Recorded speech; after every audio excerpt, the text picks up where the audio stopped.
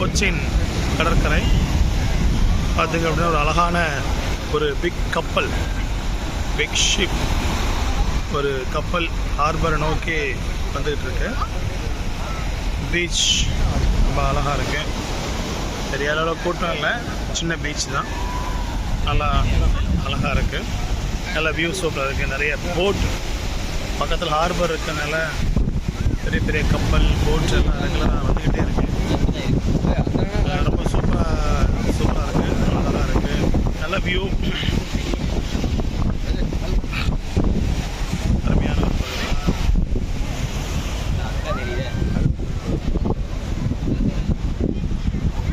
நிறைய குட்டி பிள்ளைங்களாம் விளாட்றாங்க.